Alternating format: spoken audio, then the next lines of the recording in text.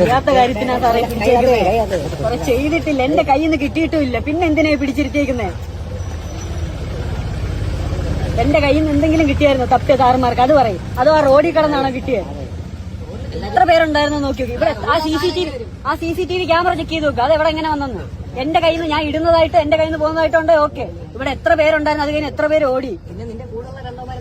നിങ്ങൾ ഈ വീഡിയോ കണ്ടല്ലോ, ദയനീയമായിട്ടുള്ള ആ സ്വരവും ആ പയ്യന്റെ ഫേസും കണ്ടാൽ അറിയാം ആ പയ്യൻ നിരപരാധിയാണെന്ന്.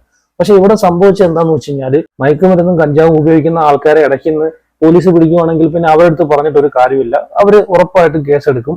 ഇനി നമ്മൾ നിരപരാധിയാണെങ്കിൽ തന്നെ ഇങ്ങനൊരു അവസ്ഥ ഉണ്ടായാൽ എല്ലാവരും ആ കണ്ണിലൂടെ ആയിരിക്കും പിന്നെ നമ്മളെ കാണുന്നത്. സമൂഹത്തിന്റെ മുമ്പിലും വീട്ടുകാരുടെ മുമ്പിലും നമ്മളെ നിലയും വിലയും പോകും. ഇതിൽ നിന്നൊക്കെ നമ്മൾ മനസ്സിലാക്കേണ്ട പാഠം എന്താന്ന് വെച്ച് കഴിഞ്ഞാൽ, കഞ്ചാവിനും മയക്കുമരുന്നിനും ലഹരിക്കും അടിമപ്പെട്ട് നടക്കുന്ന നിങ്ങളെ ഫ്രണ്ട്സ് ഉണ്ടെങ്കിൽ അവർ വിളിക്കുന്നിടത്ത് നിങ്ങൾ പോവാതിരിക്കുക, ഇങ്ങനെയുള്ള ചതിക്കുഴികളിൽ ചെന്ന് വീഴാതിരിക്കുക. നിരപരാധിയായ നിങ്ങളായിരിക്കും അതിനകത്ത് ശിക്ഷിക്കപ്പെടുന്നത്. ഇപ്പം തന്നെ ഈ വീഡിയോയിൽ തന്നെ ആ പയ്യൻ പറയുന്നുണ്ട്, അവരെ കൂടെ ഉള്ളവരെല്ലാം ഓടി രക്ഷപ്പെട്ടു, ഞാനൊന്നും ചെയ്തിട്ടില്ല സാറേന്ന്.